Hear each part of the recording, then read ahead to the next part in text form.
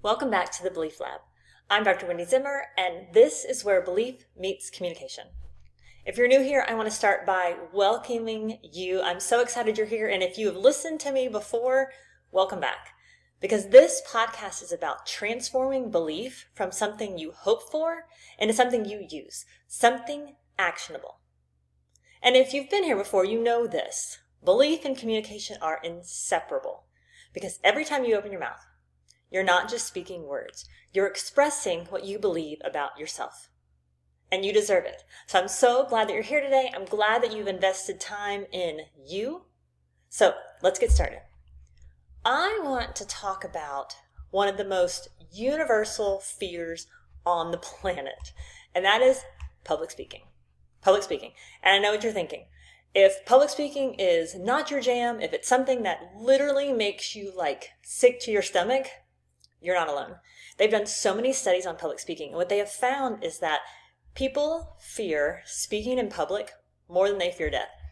I actually saw research once, and I wish I had saved it because it's awesome. Well, not really, but it totally defines this point of number one fear that people have in the world is public speaking.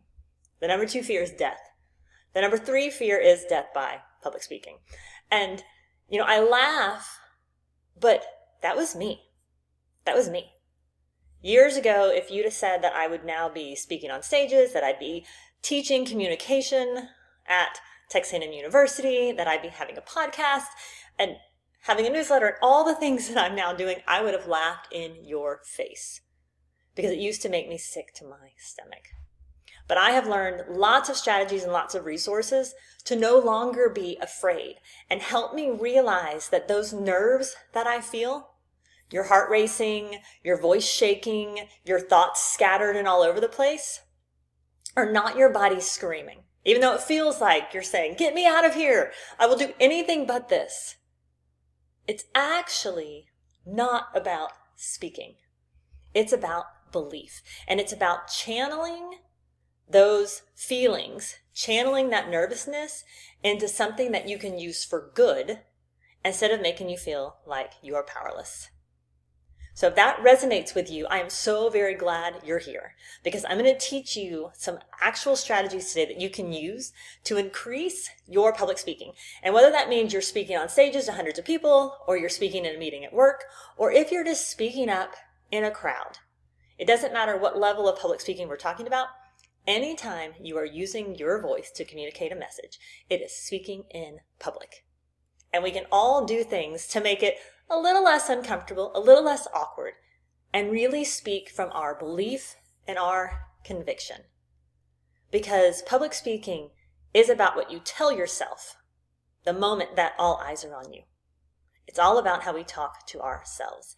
And today, we're going to break that fear wide open. I'm going to give you research, communication strategies, and belief science so that the next time you step on stage or you walk into a meeting or you raise your hand in class, you don't freeze, you lead. I know you can do it. Are you ready? So our goal is not to eliminate fear.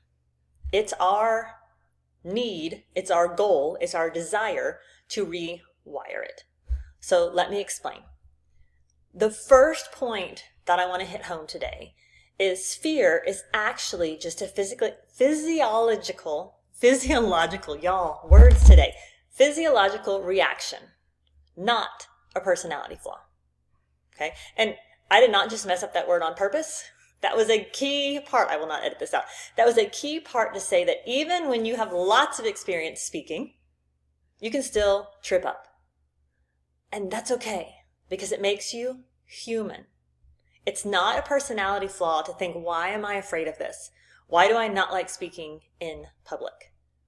You're not afraid because you're weak. You're afraid because that's how you're wired. Our fear of public speaking is actually a survival response. When you stand up in front of others, that your amygdala, that part of your brain, that's your alarm system, interprets that attention as danger.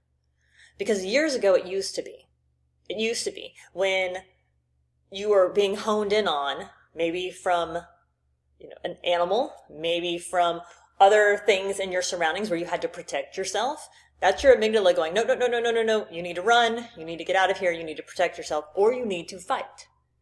Luckily, for most of us, that is not our situation anymore. So we don't need to be worried about survival.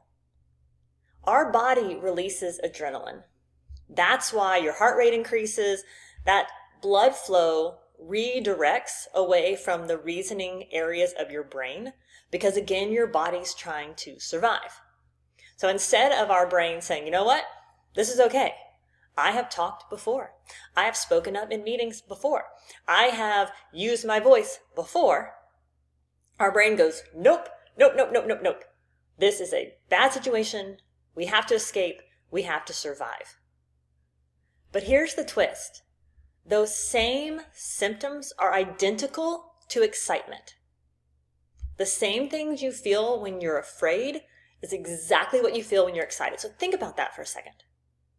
When you get really excited about something you're going to do, something that you're going to try, your heart races, your hands get a little sweaty, your breathing may increase. And again, that's because excitement triggers the same response in our body as fear. Our body can't tell the difference, only our mind can. So that's the trick. Research shows, actually, Allison Wood Brooks, who is a Harvard researcher, found that simply reframing anxiety as excitement improves your speaking performance by over 20%. Just helping your brain recognize it. You know what? Right now, I'm not afraid. I'm not afraid to get on stage. I have to be excited about it. I'm not afraid to speak up in this meeting. I have to train my brain and switch to, I'm excited to share my message. I'm convicted to share what it is that I have to say. MRI studies actually show that when you label emotion, so saying out loud, I'm excited, I'm looking forward to this, I know this might be a little bit awkward or uncomfortable, but the people around me need to hear what I have to say. It decreases that amygdala activation and increases your prefrontal control. And your prefrontal control is your mind going, you know what? I can do hard things. I've done things like this before. I'm going to be successful. So we've got to rewire. Before you speak, don't tell yourself, calm down. Retrain your brain. Instead of being like, you're okay, calm down, take a deep breath. Instead, try, I'm so excited. I'm excited to speak up in this meeting. I'm excited to get on stage. I'm excited to send this email, because we're not just talking about verbal communication. Part of it's written communication as well. Reframe the way you think about it, because this relabeling converts fear into readiness. And I'm not saying this is going to happen overnight. And I also want you to recognize that being nervous is completely normal and very healthy, and it shows that you care. It shows that you care. If you weren't nervous, then that would essentially be your brain going, this doesn't matter. Doesn't matter what I say, doesn't matter what I do, because again, it's not triggering that survival instinct. You're like, whatever, I don't care. You're apathetic about the whole thing. So getting nervous when you have to speak is a signal that this matters. It matters to you. And part of it's because most of us, let's be honest, don't want to be judged. If that's you, you could silently raise your hand. It's me too.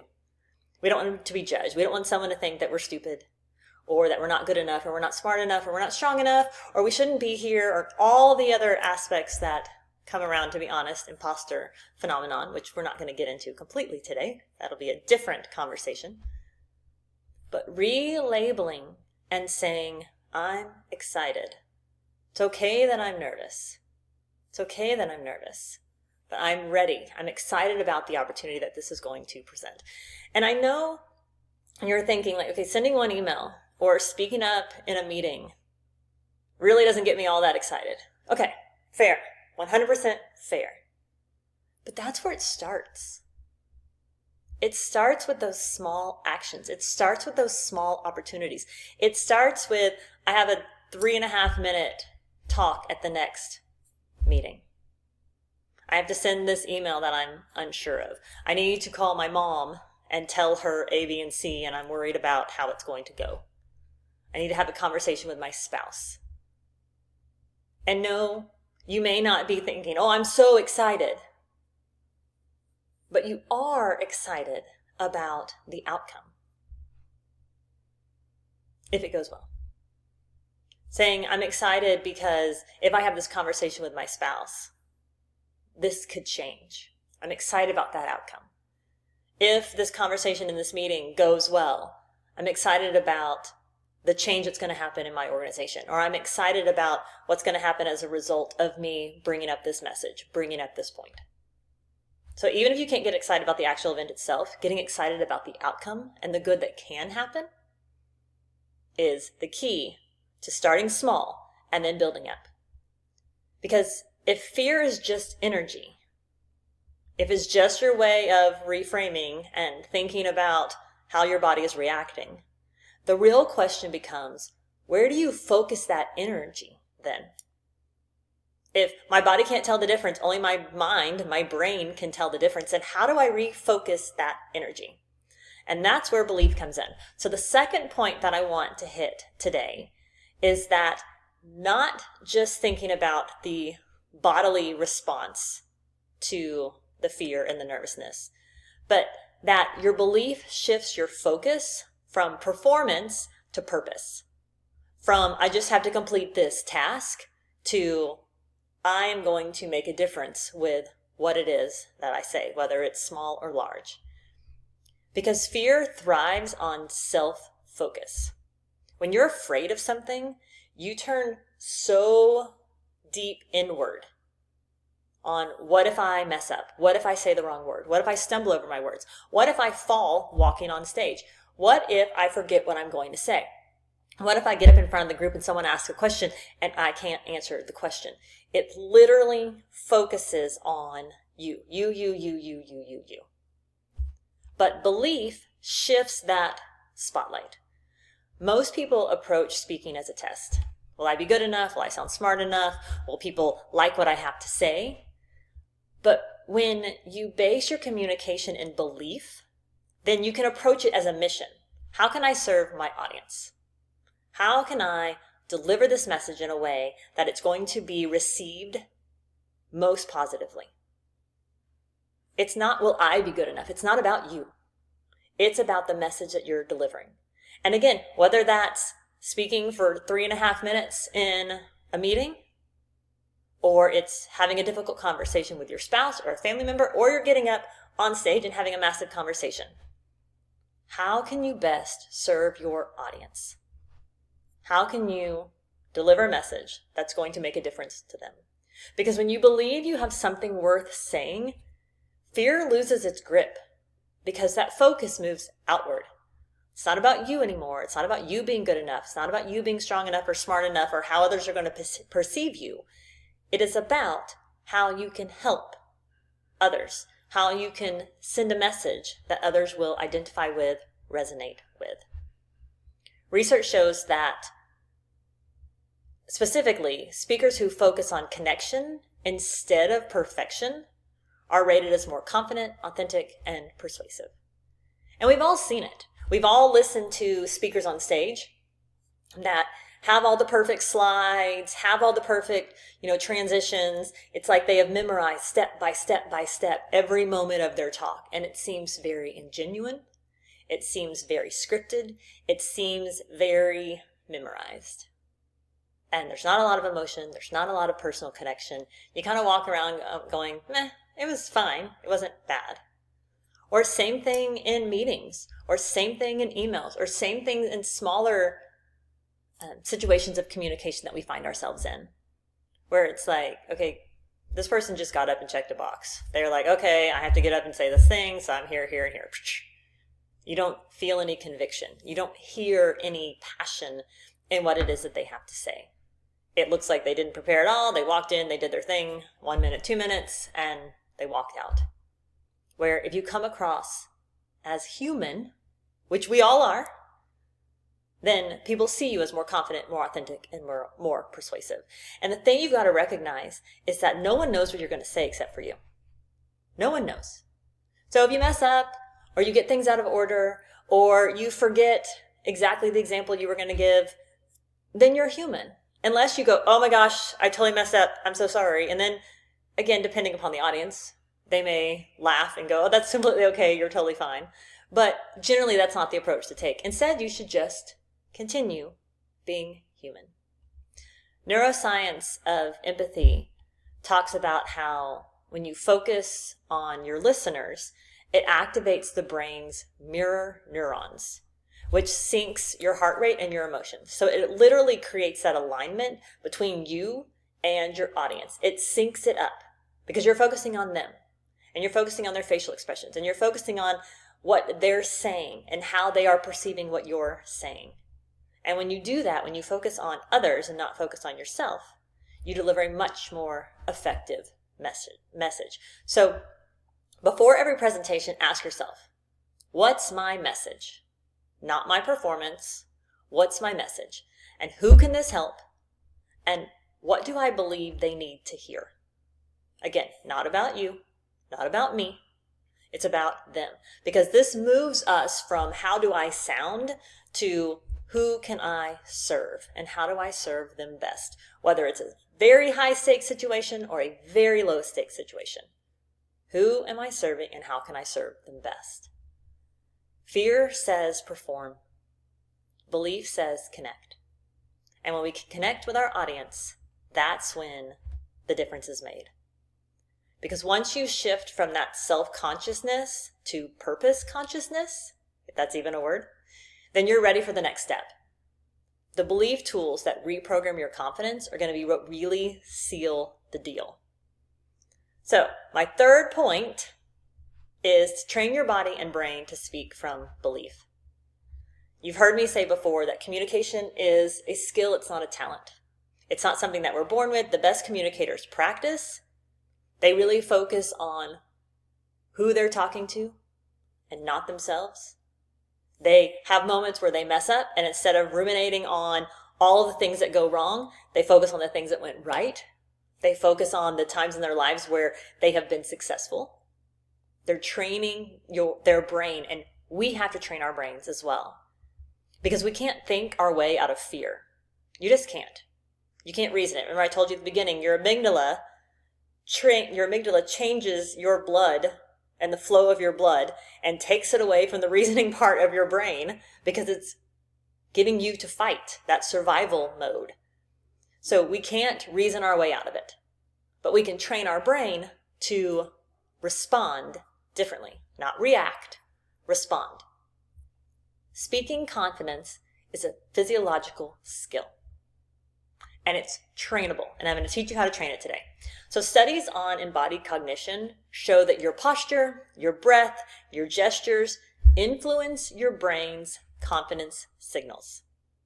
Okay, again, we're still working on our brain. We can't do anything with our body, but we can work on how our brain, our mind, responds. So research at Stanford actually found that speakers who practice power posture for just 2 minutes before they speak felt 33% more confident and were perceived as more credible by others. So you're probably thinking, what's power posture? There's a lot of research on there of what power postures look like, and it's actually very interesting. Beyonce is known for using many of them. Some of them are labeled things like the Wonder Woman pose, but I want to talk to you about one that I feel is most effective. And it's the one that I think makes you the largest, because the idea is, again, in that survival mode, if you think about animals, a lot of animals get bigger when they are threatened. So puffer fish, or those lizards that have the big ol', whatever that's called. If my daughter was here, she would know. The big ol' like flares around their head, or snakes stand up and get bigger. All animals try to get larger when they feel threatened. We're the same way. So if you get in a power pose, you are making yourself feel as large as possible. So you stand up straight. I would stand, but it would mess up my camera and it wouldn't help you anyway. You stand up tall. You open your shoulders. You make yourself as broad as you can across your shoulders. You have your feet firmly planted on the ground, normal width apart. I mean, if you really want to like spread them apart, you can. But your feet are grounded on the floor. And you stand, even better, I like to put my hands on my hips. That's the Wonder Woman pose. That you're truly like power. Okay, because that power pose triggers a cortisol drop and a testosterone rise in your body. It signals confidence to your brain. Now, I'm not saying do this on stage or when you walk into a meeting, but I am saying you can go into the bathroom 5 seconds before you walk in the room and do a little like, okay, I'm strong, I'm feeling good. You can do this in your office before you leave. If you're speaking on a stage, I do it all the time when I am backstage. I have, a series of speech prep that I do, and one of it is standing tall and making myself as large as possible. That's the first thing. The second thing is to do what I call a belief breath. And the way the belief breath works is you inhale for 4 counts, you exhale for 6. Because that slower exhalation activates calm. So everybody try. You can close your eyes if you want. Not if you're driving. But everyone breathe in for 4 counts. And out for 6.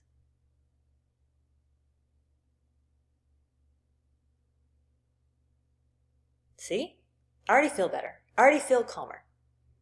So if you need to do it more than once, feel free. You can open your eyes if you haven't already. But you stand in that power pose. Sometimes I breathe in that power pose. Sometimes I don't. Sometimes I do both, depending upon my level of nervousness at the time. And then the third thing that I recommend you using is what I call a voice anchor. And that is begin your speech, begin your talk with a strong, deliberate first sentence. And rehearse it out loud beforehand. The hardest part of speaking is getting started. It just is. The hardest part is getting started. So think about how you're going to start, because that first confident line anchors your body in belief. It's like, okay, I know how I'm starting, and then you just develop from there. So, power pose, belief breath, and voice anchor. Because confidence isn't a trait. Communication, being a confident communicator is not a talent. It's a skill, and it's something we can train. And going through those pieces of preparing your body and preparing your brain to deliver a strong message makes a massive difference. So let's pull this all together, because fear of public speaking is not permanent. It's practiced. You have practiced it up to this point of telling yourself, I'm not good at public speaking. I'm afraid of speaking in public. I don't like to use my voice. I'm scared of people judging me. We have told ourselves that story for so long that it's going to take a while to unlearn it. But belief is the antidote, and it starts today. So remember, fear is physiological. It's not personal. It is not personal. It's not about you. It's about your audience. So shift your focus from self to service, and remind yourself that confidence is trained through your body, your power pose, your breath, and your words, anchoring your voice. So this week, I recommend that you practice the 10-second belief reset. If you are not familiar with it, I will link my video below that walks you through it. And do this right before you speak. Give yourself 10 seconds to reset the belief that you have in yourself.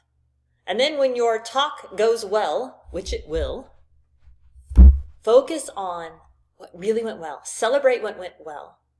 And yes, learn from the pieces that didn't go as well as you wanted them to. That is definitely a good practice. But spend less time thinking about what didn't go the way you wanted it to, and more time thinking about what did.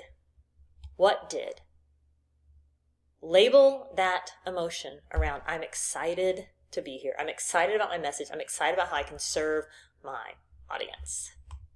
And if this episode helped you see public speaking differently, please share it with someone else.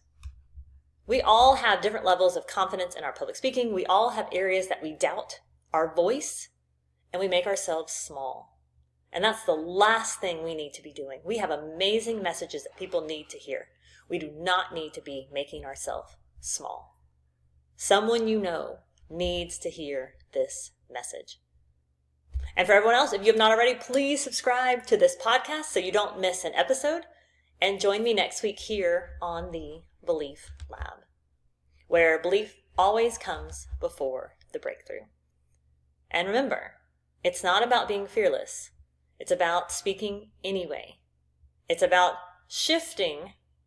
Instead of seeing speaking as something you fear, reframe it as something you're excited about. I believe in you, and I will see you here at the Belief Lab next week. Bye.